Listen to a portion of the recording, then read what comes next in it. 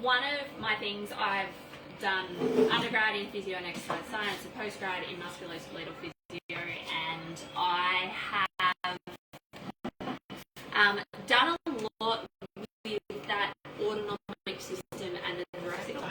So does anyone know much about your autonomic nervous system and the integration of that and your thoracic spine? Yeah? I know it's all going to work properly.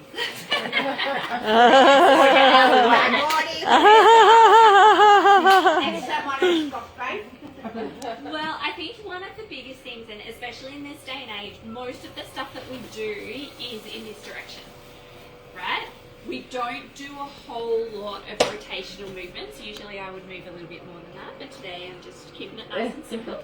And because the thoracic spine is actually made to rotate, we end up becoming quite stiff and quite rigid through that area. It's also where we hold a lot of our stress, right? So if we're a really stressy person, we will generally have a lot of stiffness happening from here down, okay? Now, with that, it means that our nerves don't function as well. So we get what is, or what I've kind of termed throughout the years as pseudo-weakness. So it's not actually weakness in the muscles, but it's inhibited because of how we're moving and those signals that are going from our nerves to our muscles, right? But we also have an upregulation of our pain system. So your autonomic nervous system is your fight or flight, right? If you're under stress, it is going to upregulate. It is going to upregulate your pain. It is going to upregulate your hormones and your stress associated with that. And unless we actually, like, you can come at this from so many different points, but I'm talking about from a physical sense, what we can actually do. And one, breath work is amazing, but we actually want to mobilize and get some strength through this area. When was the last time, and teachers are banned from this one, but when was the last time you actually did a good session into rotation? Yesterday.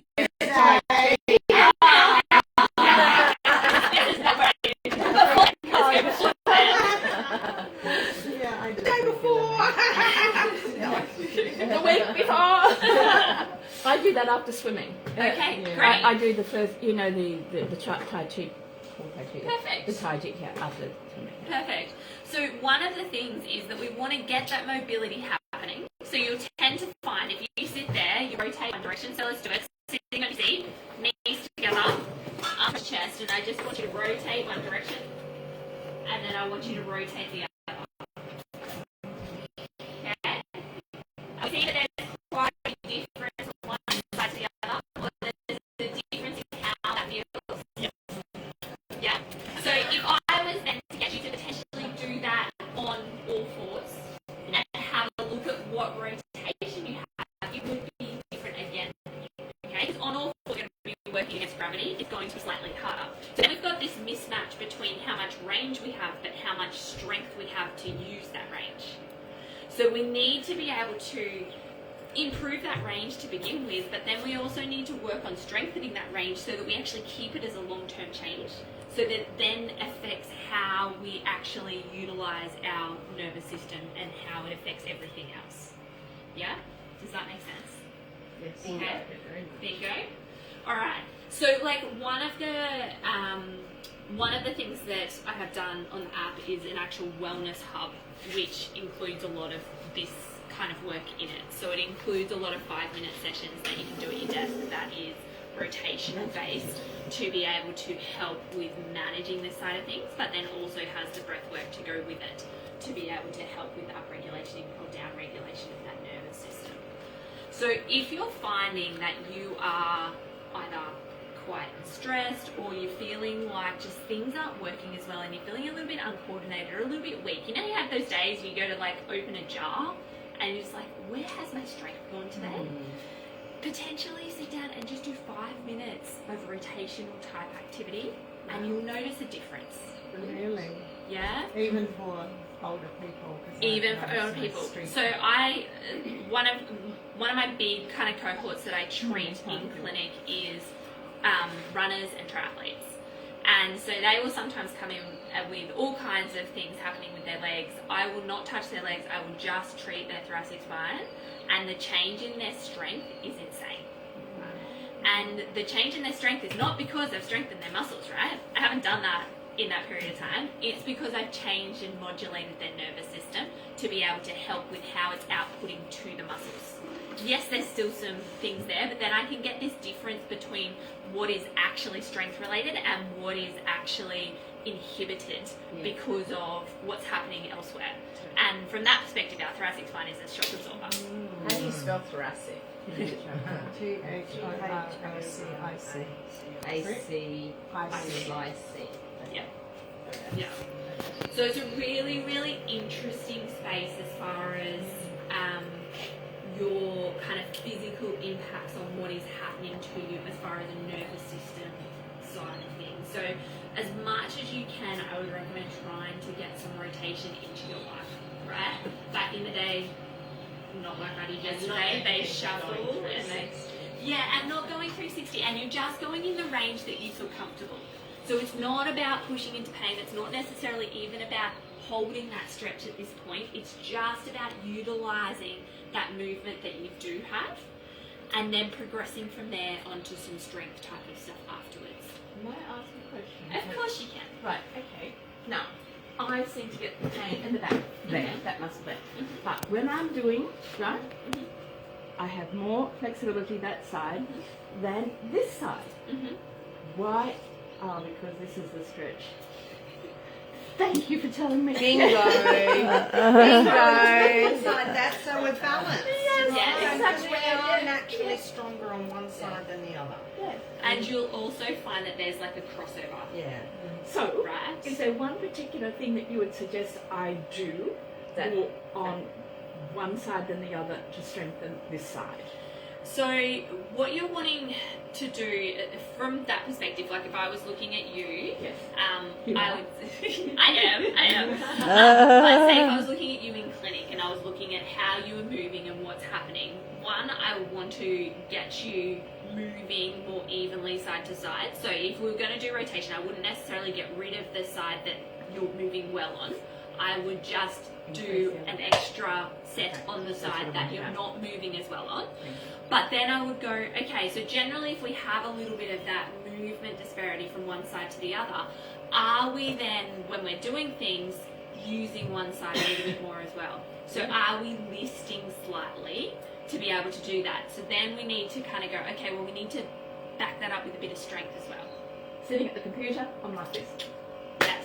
So best thing for that is either a little bit of a wall side plank.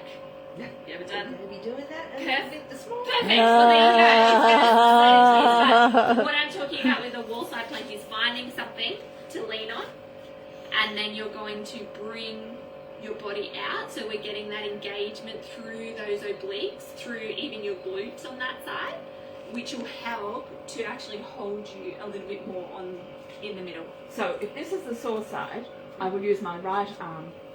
I dare Or say your you left. need to, I dare Okay. say it'd probably be the left that you need to use. No, I just want to clarify. London Irish. I want to No, that's okay. And it varies person to person, but that's where Right, thank you. I'd say. That No means a problems. lot. Thank you. Where's your practice? From home. Whereabouts? About 3 kilometres up this way. Highland Park. I'm in Country View Drive, just in the rain. Yeah. So I do 2 half days from home, and then I work on the tech side of things for the rest of the time, and have flexibility with my little others. So it's good. Lovely. Do you do any work in pools? I don't do any hydro. I used to, but I don't do any hydro at this point in time. Yeah. Yes. God. But yeah, I wanted to keep it short and sweet. Time-wise. Thank you, Alissa. Any questions you have, please ask away. Happy to. Thank you so happy to much. send some help. And hopefully that helps with going into the yoga. Into the bunny yoga? Yes. Yes. So my son, he's at Alissa Wilkinson, teaching him physiotherapist. Day 3 of the Impact Change Retreat. It's going to be a great day. See you soon. If you want to come down, just come and see us. We've got half price tickets for the day. We're going till 10 p.m. It's going to be huge. The whole run sheet is online. Just check that my linktr /Aldwyn. You'll see the whole run sheet. It's going to be an awesome day. We've got yoga next. Some of the other things we've got today, body chi flow session after that. Then we've got Ego is Not Your Amigo. We've got Elizabeth Ray here. We've got Conscious Cash Flow with Leanne Clune. We've got Nick Cree, CRM, AI, marketing automation, turning your mess into your message and monetize it. I'll be talking about that. We've got Media for Good with Lynn Sutherland. And then we've got Jeff Diamond coming in, talking about magic media. Alicia Malvine is a professional singer. She'll be talking about finding your voice. And wrapping up today, we have also, I'll do a session on how to impact change and sustain it long term. We've got poolside sunset networking with mocktails and cocktails as well, by Shave Cocktails are coming in. We've got some mindset and movement, and then we've got a celebration rap disco retro dance party. We've got prizes for best dressed. We've got goodie bags for everyone who comes as well, worth thousands of dollars. So it's very exciting. Hope to see you here. I'm very grateful for everyone who has participated. And so what happens is they get told to brace their core. Yeah. They get told to like do everything really strong. But AFL is a dynamic sport. You He's have 20, to land on by the one, way. which is fine. You can still make changes at 20. Yeah. It's just slightly harder. Yeah. But like you have to land on one leg and catch a ball at the same time. Yeah. You can't do that while you're stiff. You have to be able to learn how to take weight through your knee, your hip, then be able to rotate at the same time and coordinate your arms. Like, you've got to have the ability to have deceleration. You need to have the ability to have rotational control, and that doesn't come from doing rigid type stuff. When you're talking about the dynamic versus static stretching, what they'll be doing is there's been like a lot of push lately to take out the static stretching, because it actually increases injury if you do it pre-exercise. Because it causes fatigue in the muscle, and so your risk of injury actually increases. So a lot of people have just hold on to that and gone, no, you shouldn't static stretch, which is not correct. Before the game. You shouldn't static stretch before the game. So it should be dynamic. It should be improving that neuromuscular engagement. You should be working on patterning. And then post-game or at other stages, that's when you can do more your static stretching, where it's not going to influence your performance or your ability for your muscle to work. So my nephew, he's been fast tracked in the AFL junior program. And he's 16, but at 15 he tore his ACL. And he's just about to get back on the field with a compound. That's what they tend to do. I know, which is devastating, because like I say, he's been fast tracked, and they've looked after him very, very well. But I can see that it's a very traditional kind of style exercise. I'm going to be talking to my brother tonight. Is there something you could suggest that I could suggest to him that would help my nephew get back? Because my brother's, he's very, very rigid and inflexible, so he's like, oh, it's genetic. No, it's not. No. And 16 is a great time to start making those changes, right? Like, females, we need to work earlier, because as soon as, and they're doing some really cool studies at the moment with ACL rehab in, I know this is a bit off track, sorry, Albert, ACL kind of adaptation to load in females 8 to 12 before they actually get their period and go through those hormonal changes, because of the changes. Boys, you can do it for later. Girls, you have to start a little bit earlier. But my AFL Junior Development Program is completely app-based. So we can do it from anywhere, and usually with rehab, and I get really annoyed at this, is they look at the strength, they look at the ability for their quads and how it needs to work in isolation, but sometimes miss those movement pattern side of things. And that's what this program in particular does, because that's what I see is lacking everywhere. It's actually developing those movement patterns and being able to use all of your strength. So happy to have a chat. That's fair. Okay. And of course, it was so good of you to put your back out so you could explain to us exactly. Yeah. I was happy to help in that way. Yes. So, you've referred to stretching affecting the strength, and I noticed that, each the last few years, especially my strength in my hands, and that has reduced, and so I decided to go to the gym. Yes. And doing reformer Pilates, mainly, Perfect. a little bit of yoga. Would you suggest that that's not enough? For me, it is so important for you to make sure that you are doing strength as you get older, at any time, Yeah. but especially females, as we get older, we need to be doing strength Yeah. work. Yeah. What I would say is that as you go through menopause, the importance of heavier strength work is actually massive. I've been late years ago. Yeah. I'm way past that.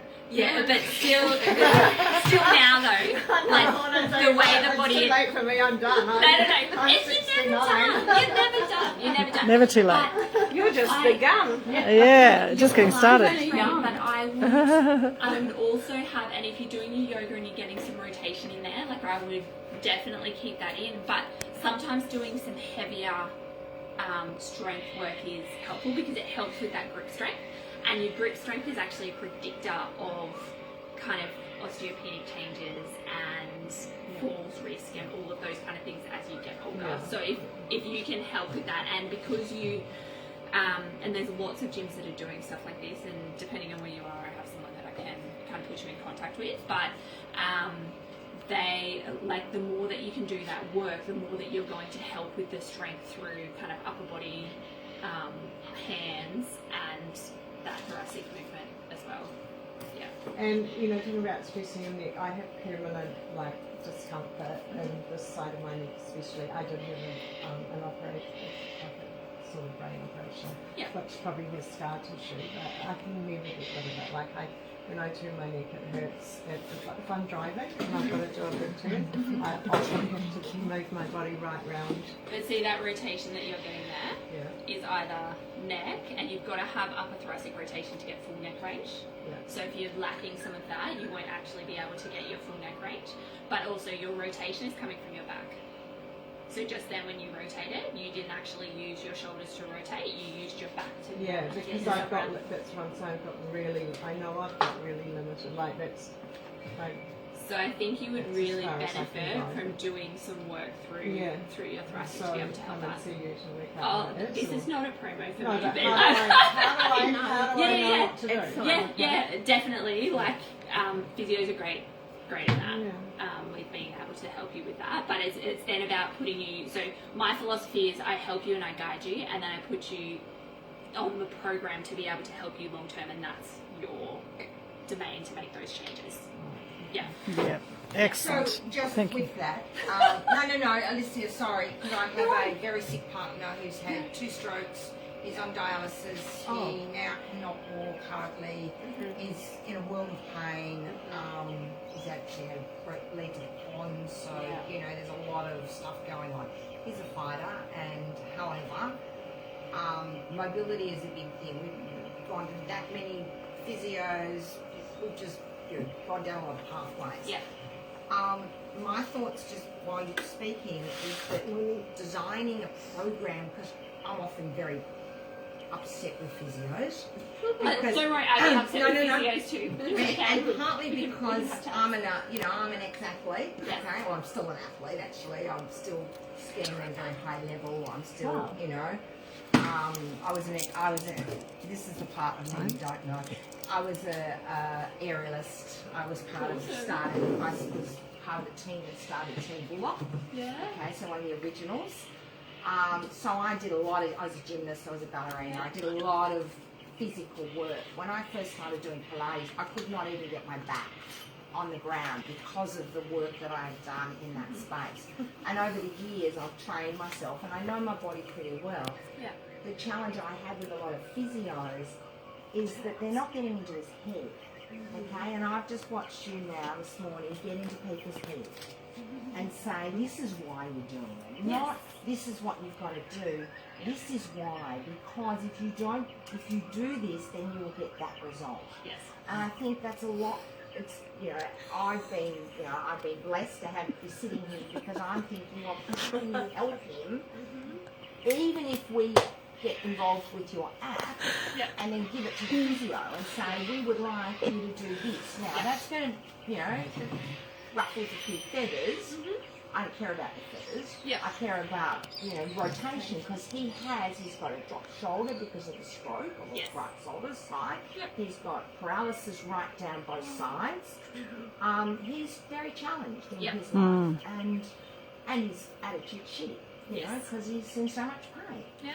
So I'd really like to spend some time with you, Yep. pursuing that. Yeah, thanks. No problem. Bless. Alissa Wilkinson, thank you.